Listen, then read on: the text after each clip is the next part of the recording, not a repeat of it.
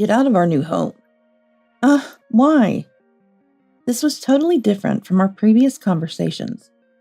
As I asked with confusion, my husband uttered more words that surprised and hurt me. What are you playing dumb for? You're the one at fault, right? I want to cherish my family. It's because you've been harassing Mom and my sister-in-law, Anne, isn't it? I didn't do anything like that. I just stared at my furiously angry husband in disbelief. I'm Darlene, currently 29 years old. I have a husband named Carlisle, who is 6 years older than me. I've always been good at studying, and I put my natural serious to good use in planning my way through college and job hunting. Thanks to that, I work at a major pharmaceutical company. I met Carlisle through a friend's introduction. Her husband worked at the same place as Carlisle, and that's how I was introduced. At that time, I was completely immersed in my work, putting love on the back burner. I found work more enjoyable than studying, and felt a sense of fulfillment from it. Worried about my distance from marriage, my friend was concerned. Unlike the shy me, Carlisle was bright and sociable. Thinking we could complement each other well, we decided to get married. When it came to living together, both Carlisle and I, having above-average incomes, decided to keep our finances separate except for shared expenses. Both the wedding and our married life started off smoothly, but there was one problem. It was my relationship with my mother-in-law, Iris. To put it bluntly, Iris disliked me. A woman working so much is indecent. I can't believe you keep separate finances as a married couple. She would constantly nag and complain about my job or our marriage, even about where we lived or the wedding. Isn't that a bit too luxurious? Things were different in my time. She would find reasons to berate me, making my already busy life even more exhausting. With no choice but to listen silently, consulting with my husband Carlisle only. I think Mom's just lonely, since Dad's gone, and she's living alone now. Try to bear with it and keep her company. Despite the constant nagging and complaints in person or over the phone, Iris never called me over or came to our place uninvited, so I continued to endure. Despite these issues, our married life was peaceful. Then we began planning to buy our own home. We had discussed buying a house before marriage, deciding to do so before having children.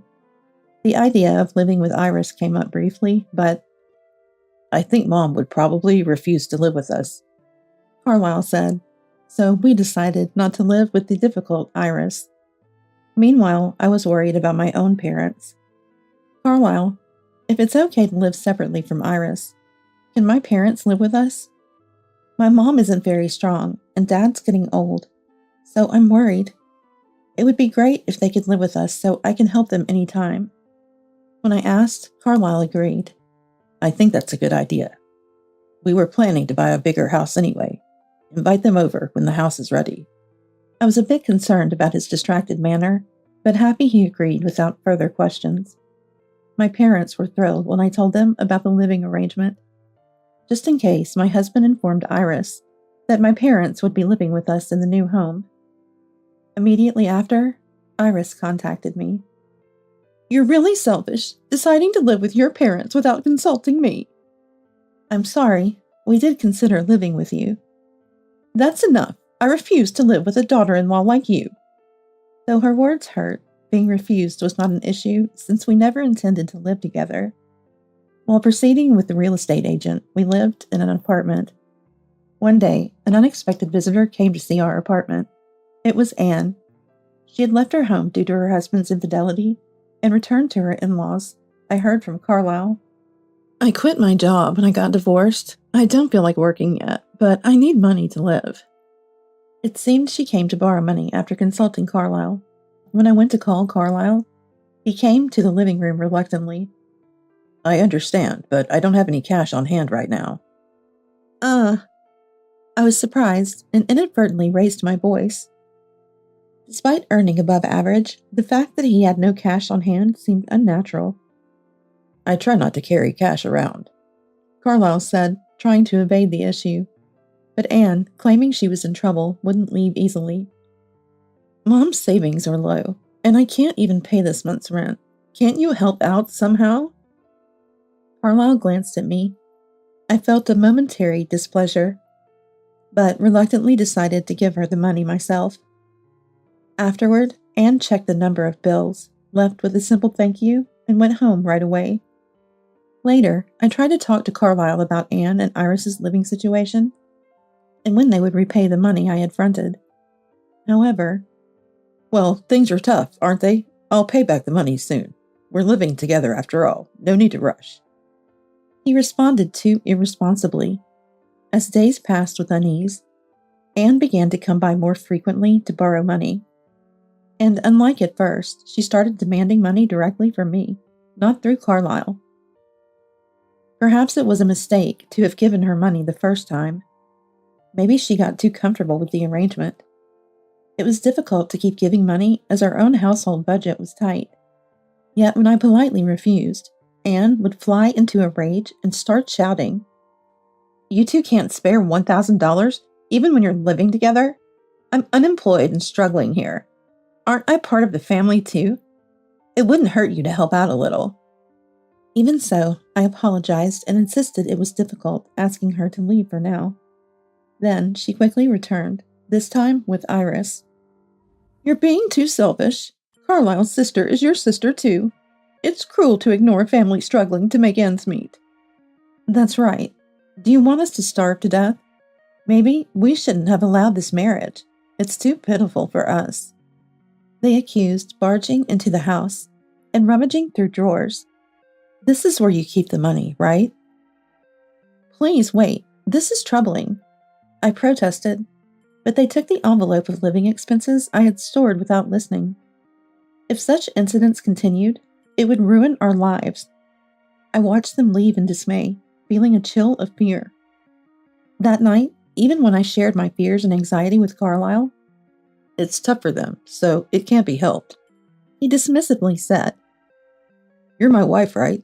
Just like Mom says, we're family. Just handle it. Well, I'm too tired to deal with this," he said before going to sleep alone. Carlisle worked at an advertising agency, and indeed he seemed busy lately. With nightly overtime, weekend work, and frequent business trips, he might not have had the mental space to deal. However, it was troubling that he wouldn't listen to me when I was struggling with family issues. With our new home being built, and family relations like this, I wondered if we could really manage well in the future. I already harbored significant anxiety about our long-term marriage. Moreover, Carlisle's presence at home became scarce, not just because of work, and our conversations dwindled. An inexplicable suspicion grew in my heart. Sleepless nights continued for a while. To avoid further theft, I made sure not to meet Anne and Iris, avoiding them on days they might visit and dodging phone and email conversations. Thanks to these efforts, I managed not to give them any more money. Despite receiving daily emails filled with sarcasm and insults, by intentionally staying away, I managed to avoid direct encounters and financial demands. The home construction progressed smoothly, and a few months later, the house was completely as planned, with both floors equipped with bathrooms and toilets. Considering a 2-generation living setup and a spacious, bright kitchen, the house was perfect for household chores. We planned to call my parents over after settling in, but just when we were ready to invite my parents, Carlisle dropped a shocking statement. "I've decided to live here with my family, so can you not call your parents? And you should leave too." Why? That was completely different from our previous discussions. As I asked in astonishment, my husband uttered more words that surprised and hurt me. "Playing dumb now, are we? You're the one at fault, aren't you?" I stared at my furious husband, completely dumbfounded. "I don't know what you're talking about. I need you to explain it to me properly." "You have been harassing Mom and Anne, despite them coming over. You chase them away. Don't answer their calls, ignore their emails." Of course, I have no recollection of ever harassing anyone. It seems like Carlisle is misunderstanding something. "I'm sorry if it seems that way, but we can't afford to give away more money." "It's just a little help. Isn't money money? Can't you help a bit? Being asked for $1,000 every time? We have a mortgage to think about. We can't do this. My family is your family too. Don't you even want to help your own family? Why? Now you sound just like Iris and the rest. Sadness overflowed, and I couldn't help but tear up. Yet, without noticing my state, Carlisle slammed the table with a frown. You're pushing them too far. Both mom and sister are hurt. They've become mentally fragile because of you. I never thought you could be such a terrible person. Wait, I just wanted to protect our household finances. If we keep giving them money, it'll affect our future. I'm sorry about Anne and Iris, but I think that's their problem. We can't keep meeting their unreasonable demands. I will protect my mother and sister. That's why I'm bringing them here to live with us. You've been pressuring my precious family, and you don't even understand how busy I am with work. I don't want to see your face anymore. Get out now. Carlisle yelled at me with exaggerated anger. I was taken aback for a while.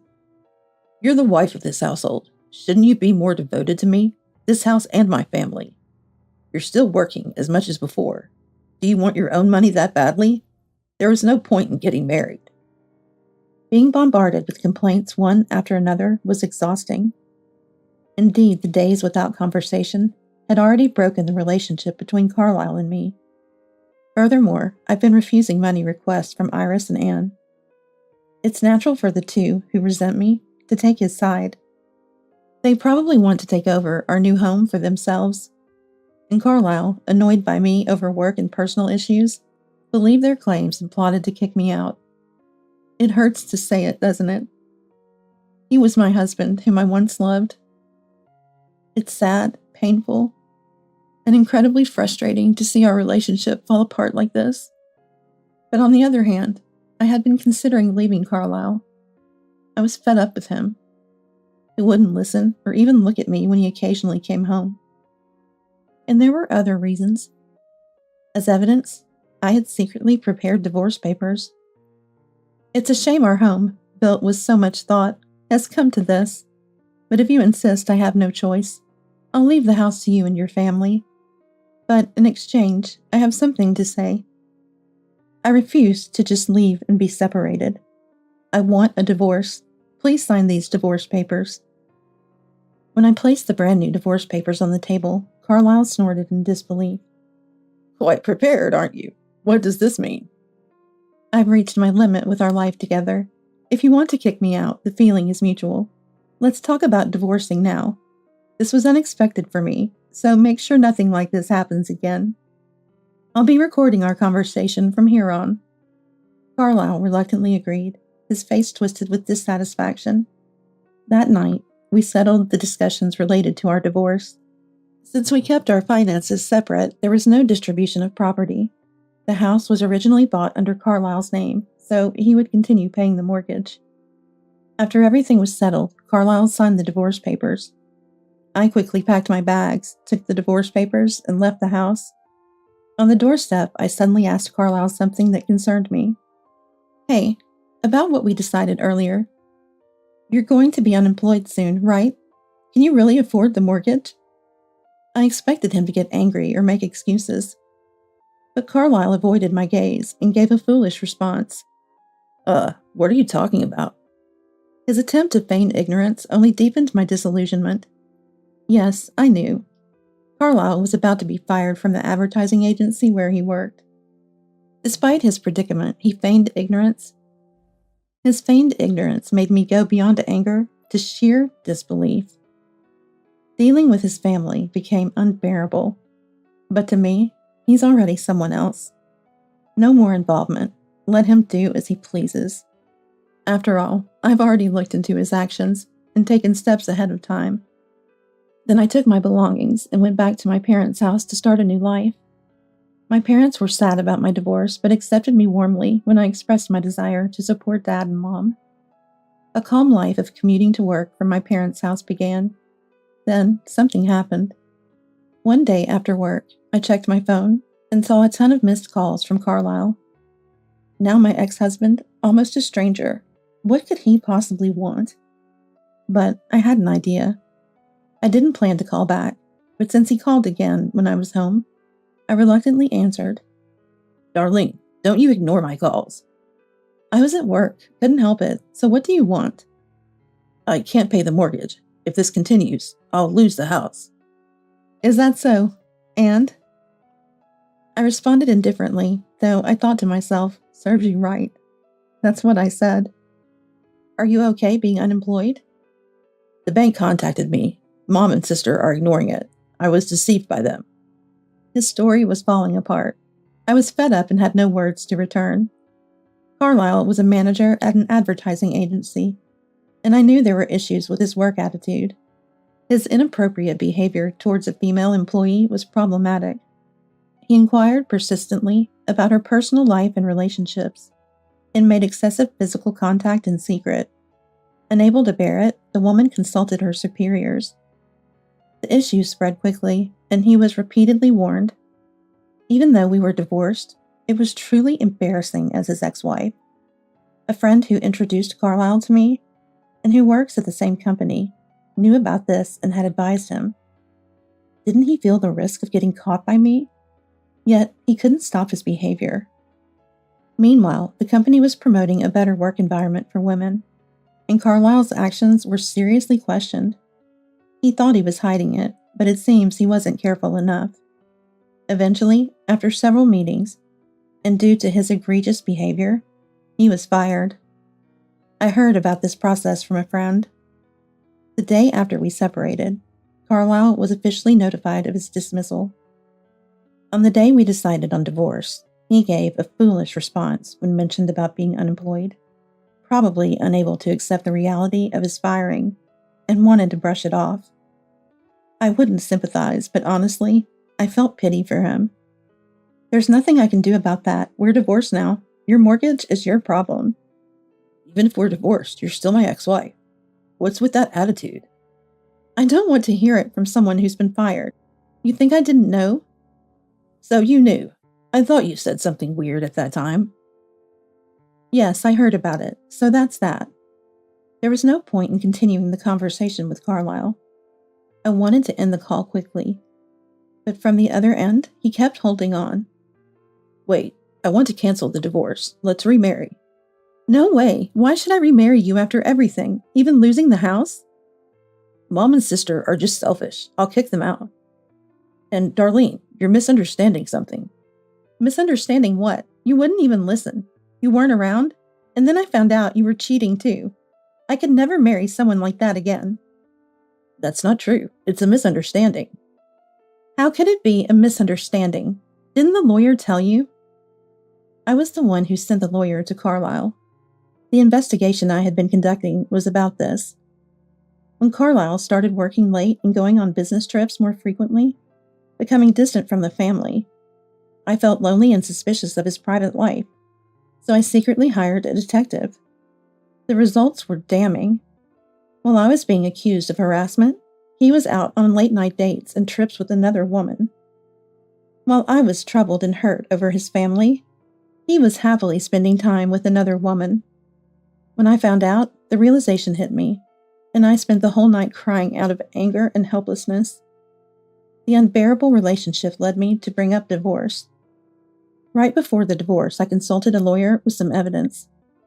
I was claiming alimony for his infidelity. That's a setup, obviously. You just want the house back, right? What else are you dissatisfied with? Now you say that. The evidence I left with the lawyer clearly shows your infidelity. I'm telling you, it's not. Should I show more evidence then? There are more proofs of your cheating besides what I gave to the lawyer. Why won't you believe me? Because it's the truth. I couldn't help raising my voice, utterly sick of my ex-husband's foolish claims of innocence. Look, I really can't afford the house loan, and I'm in trouble. Marry me again and come back home. No way. Please, you're still working, right? I admit the misunderstanding. You weren't bullying Mom and Aunt. What? Bringing that up now. After all his complaining about me continuing to work and falsely accusing me of attacking Iris and Anne, he dares to say this now. Divorced and unemployed, Anne must have been asking for money. When you refused to protect our finances, even Mom joined in blaming you. Yes, but realizing it now is too late. I wanted you to understand back then. Who was enjoying time with his affair while I suffered because of those two? My bad. I admit it. Isn't that enough? Unfortunately, I can no longer trust you. My disgust for my ex-husband trying to worm his way back only grew. I was desperate to end the call. Please, I can't pay the loan without you. So you want to get back together for the money? Unbelievable. And you know what? It's not just the affair. I know why you were fired. Harassing a girl at work? And you didn't stop, even after warnings from your boss? I'm so disappointed in you. That's a misunderstanding. I would never do such a thing. That's why, even without you saying anything about the house, with all that's happened, I would have suggested divorce just the same. After saying that, Carlisle finally fell silent. He must be feeling frustrated, finding no words to say. I ended the call right there and blocked him. Since then, I've been living with my beloved parents, working hard as usual. There were days when Carlisle's affair and the issues with Iris and Anne made it hard to focus on work. But I love my job and continue to excel and achieve. I was even recognized and promoted by my boss. I heard about Carlisle's subsequent life through Dad. Apparently, unable to stay unemployed, he tried to find a new job, but his dismissal from the previous job hindered his efforts, and he couldn't get hired anywhere. Now he's living on a low-wage part-time job, barely making ends meet. Without the ability to pay for a single-family home loan, Iris and Anne also had to start working part-time. Their plan to take over the house for free completely fell apart, and they must be tasting bitterness now. And Carlisle's savings had significantly decreased. He had apparently spent a lot on his affair partner. On top of the house loan, there's also the alimony payment to me. Furthermore, he's being sued by the female employee he harassed, and paying her compensation drained his already scant savings. Now struggling to keep the house without letting it go, the three of them must be working frantically on minimum wage. I can almost see them exhausted from being overworked. And particularly Anne, who was desperate to borrow money from me, had told me in the past about being divorced due to her husband's affair, but it turned out she was the one who had the affair, which led to her divorce when it was discovered. She had to pay alimony to her husband, resulting in her debt. She probably intended to use the money taken from me to cover that repayment. Honestly, what a mess with these siblings. I regret getting involved with such a foolish family, but am glad I divorced and cut ties quickly. Several years later, this will finalize the contract. I thanked the real estate agent, planning my second home with my parents. A dream home more comfortable than the previous one, for us to live together. Thank you. This house is much nicer than the previous one. I'm glad we discussed this together. It's unfortunate about the marriage. But it's okay. I've forgotten about that fool. Mom, Dad, you're what's most important to me. Hearing me say this, my parents smiled happily. I'm starting a peaceful and happy life with my supportive parents.